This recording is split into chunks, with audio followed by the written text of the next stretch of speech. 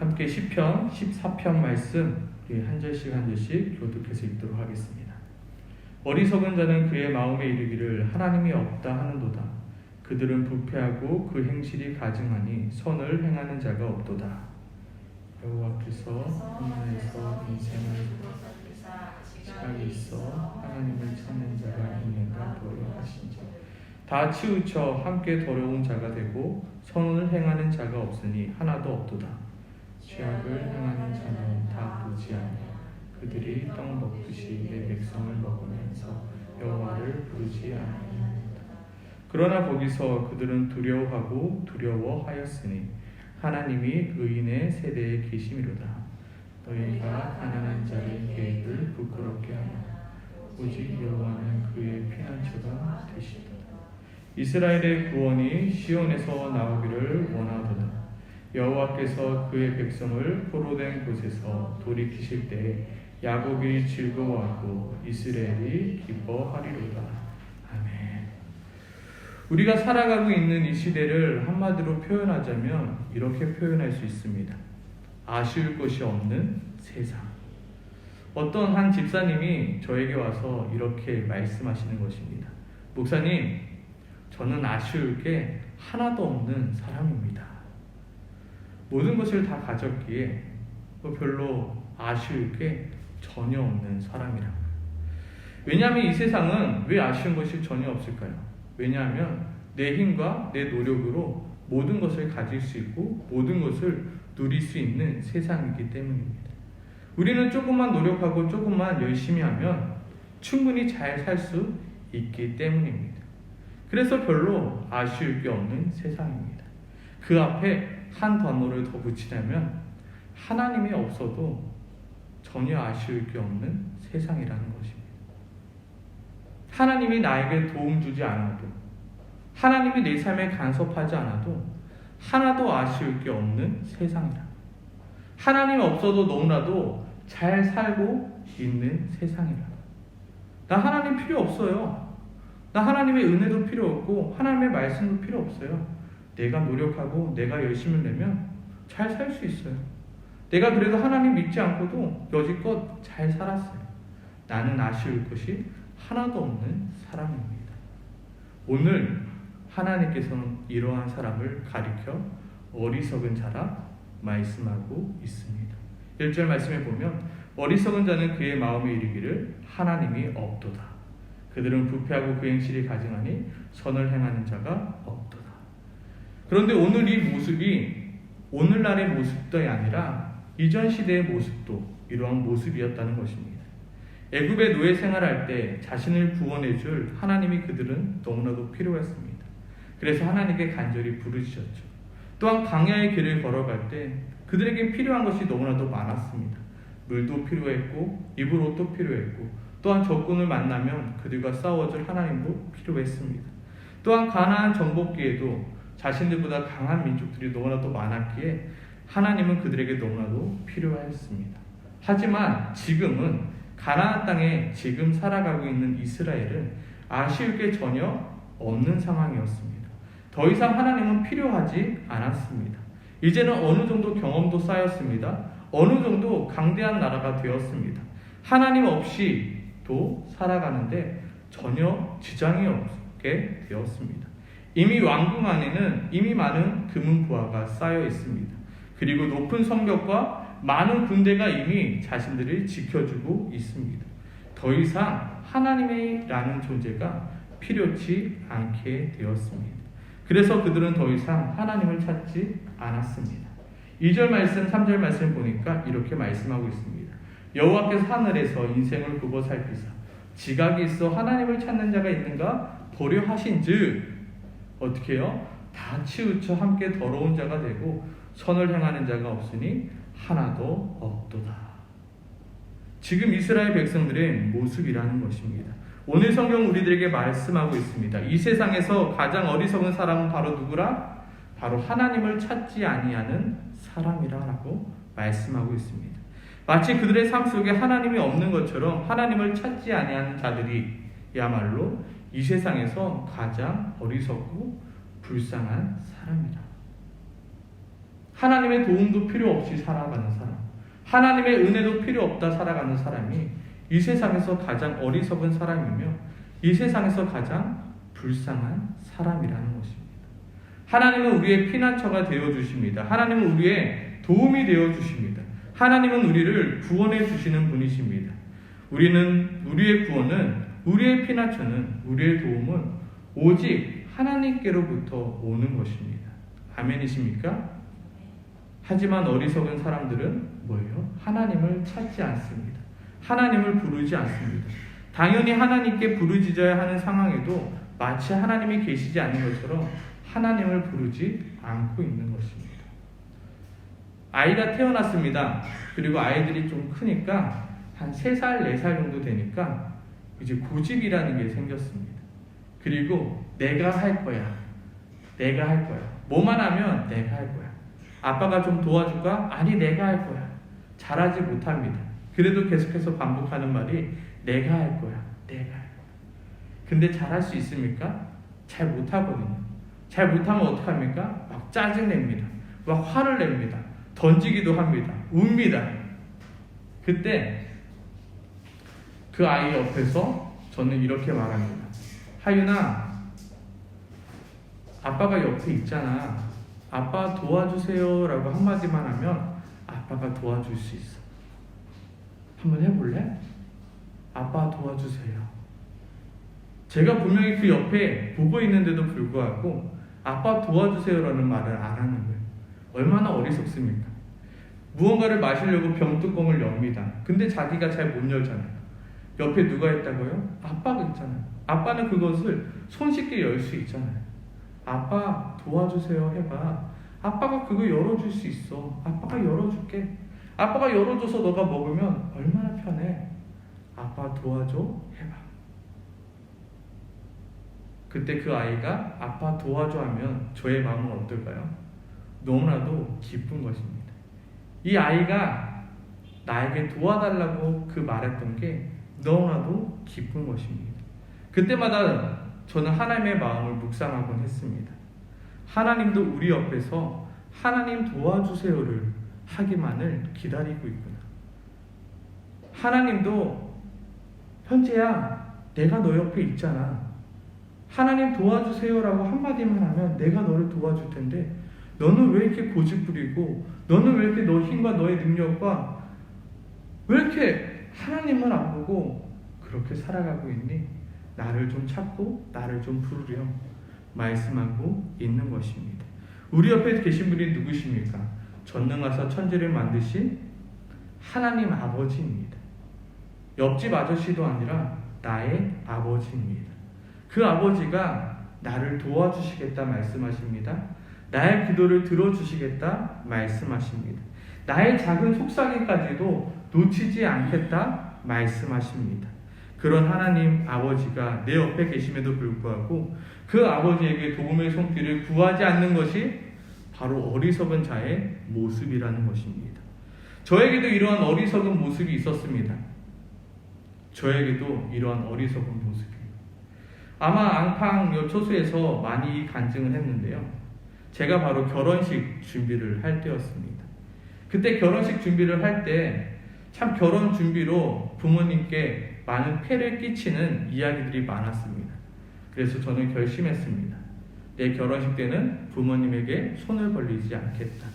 내가 할 수 있는 만큼 화려하진 않아도 간소하게 해야 되겠다. 그래서 부모님께 예식장도 말 안 하고요. 뭐 예물도 같은 것도 말 안 하고 신혼여행도 말 안 하고요. 제가 할 수 있는 만큼 제 능력껏 열심히 준비하였습니다. 그러다가 제가 결혼 반지를 마치고 온 날이었습니다. 그때 어머니 아버지께 자랑스럽게 말했습니다. 내가 전국에서 가장 싼 반지하는 곳을 내가 알아봐서 내가 가장 싸게 맞췄다고. 그래도 아내니까 내가 다이아 반지 큰 건 못해줘도 아주 조그만 다이아 반지 하나 봐가지고 나는 그냥 동그라미 금반지 하나 맞췄다고. 엄청 싸게 맞췄다고 자랑했습니다. 그러니까 부모님의 반응은 어땠을까요? 엄마가 우는 겁니다. 현재야 나는 너무나도 섭섭하단다. 너가 결혼식 준비할 때 너가 나에게 도와달라고 말하기를 나는 기다렸다. 왜냐하면 어머니는 이미 준비하고 계셨던 거예요. 이미 자신이 받았던 그 금반지 폐물들을 며느리에게 결혼반지 폐물로 주고자 이미 모아놓고 계셨다는 거예요. 현재야 부모가 뭐니? 너가 도와달라고 할 때 도와줄 수 있는 게 부모잖니. 왜 너는 나에게 도움을 구하지 않니? 저는 너무나도 답답했어요. 엄마 아빠 돈 없잖아. 엄마 아빠 이거 해줄 능력 없잖아 라고 말하고 싶었어요. 그런데 아버지가 들어가시면서 이 말씀을 하는 거예요. 현재야 아빠는 말이지 빚을 내서라도 너를 도와주고 싶은 게 아빠의 마음이란다. 저는 그게 정말로 이해가 되지 않았어요.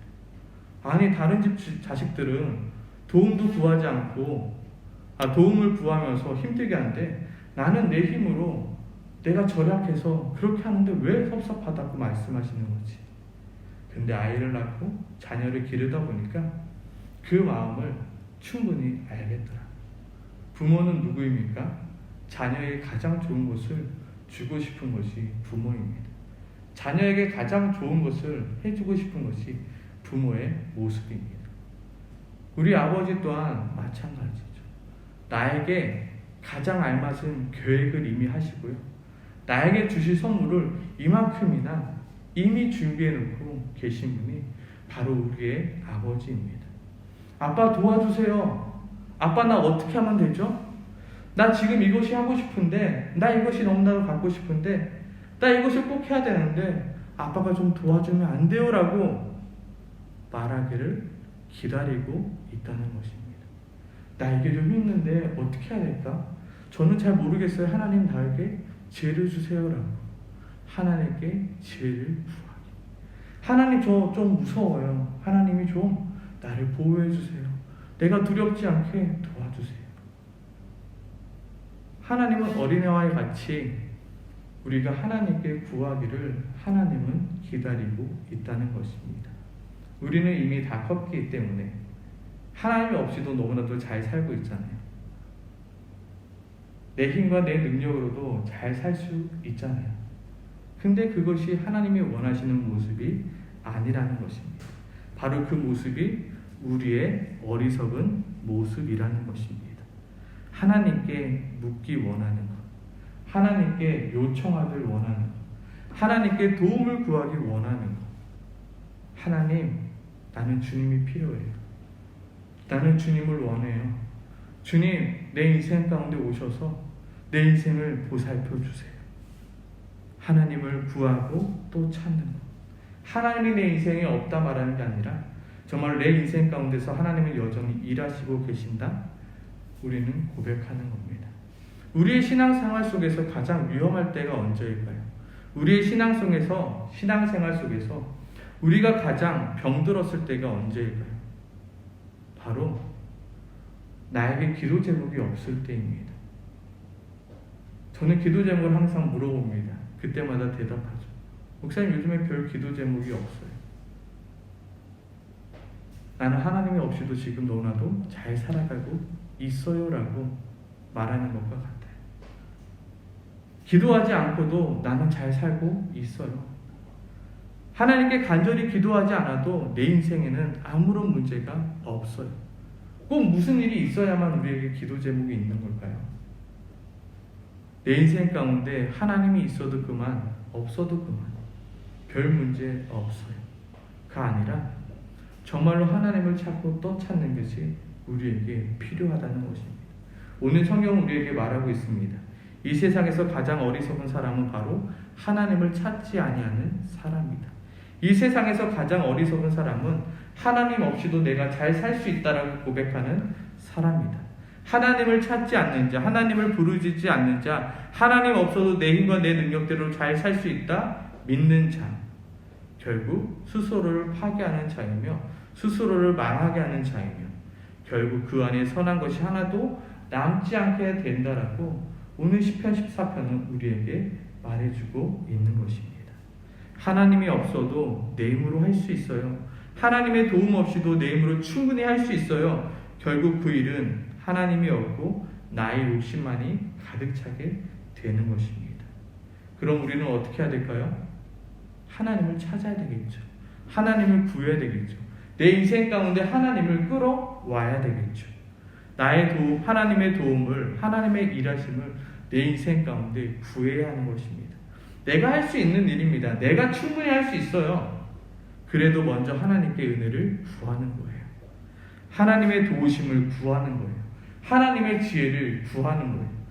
하나님, 내가 알아서 할 테니까 하나님을 구경만 하고 계세요. 하나님, 더 이상 잔소리 필요 없어요. 이미 나는 눈 감고도 이 일을 잘 할 수 있거든요. 나도 이미 컸거든요. 자녀들이 많이 하는 말이죠. 난 이제 아빠 어린이가 아니야. 난 이제 아기가 아니야. 근데 지금도 저희 부모님께 전화를 하면 꼭 부모님은 저를 아기 다루듯이 얘기합니다. 현재야, 차 조심하고, 현재야, 밀가루 많이 먹지 말고, 현재야, 살찌면 안 돼. 나 벌써 나이가 있는데 그런 말 안 해도 돼. 현재야, 성경책 꼭꼭 읽고 기도 잘하고, 예배 잘 드리고. 엄마, 나 목사야. 나 잘할 수 있어. 그게 아니죠. 부모의 마음은 뭐예요? 내가 어떻게 하면 될까요? 나 잘하고 있어요. 잘할게요. 더 잘할게요. 도움을 구하는 거예요. 지금도 어머니께 전화해서 물어봐요. 힘들고 어려운 일이 있을 때, 나도 잘 모르는 거 있을 때 물어봐요. 엄마, 이럴 때는 어떻게 했어요? 나 지금 이런 상황인데 어떻게 하면 좋을까요? 묻는 거예요. 그때 어머니는 좋아서 계속해서 얘기해 주죠. 우리에게 그것이 필요하다는 거예요. 하나님의 은혜를 구하고 먼저 하나님의 도우심을 구하는 거예요. 내가 잘할 수 있죠. 이미 나도 똑똑하죠. 그런데 나보다 똑똑하신 분이 누구시라고요? 하나님이시라고요. 나보다 나를 더 잘하시는 분이 하나님이시라고요. 내 삶 가운데 하나님의 간섭을 구하는 거예요. 내 삶 가운데 하나님이 일하시는 수 있는 공간을 마련해 주는 거예요. 하나님이 일하실 수 있는 공간을. 물론 내가 할 수 있죠. 물론 내가 노력하고 내가 열심으로 하면 할 수 있죠. 그러나 먼저 뭐 하는 거예요? 기도하는 거예요. 먼저 하나님이 일하실 수 있는 시간을 마련해 드리는 거예요. 내가 할 수 있지만 하나님이 내 인생에 와서 간섭해 주세요. 일해 주세요. 말씀해 주세요. 내가 듣겠습니다. 나의 하루라는 시간 속에 하나님을 계속해서 초대하는 거예요. 하나님 도와주세요. 하나님 도와주세요. 하나님 도와주세요. 하나님 은혜 베풀어 주세요. 내가 운전할 때도, 내가 누군가를 만날 때도, 내가 밥을 먹을 때도, 내가 무언가를 할 때도 계속 하나님과 나의 공간을 마련해 주는 거예요. 하나님 도와주세요. 하나님 은혜 주세요. 하나님, 내가 더 잘 생각나게 해주세요. 하나님 어떻게 해야 되죠? 하나님 계속해서 찾는 것입니다. 아쉬울 것이 전혀 없는 이 세상 속에서도 끝까지 하나님을 찾고 끝까지 하나님을 부르는 우리 모두가 되길 소망합니다. 아멘이십니까?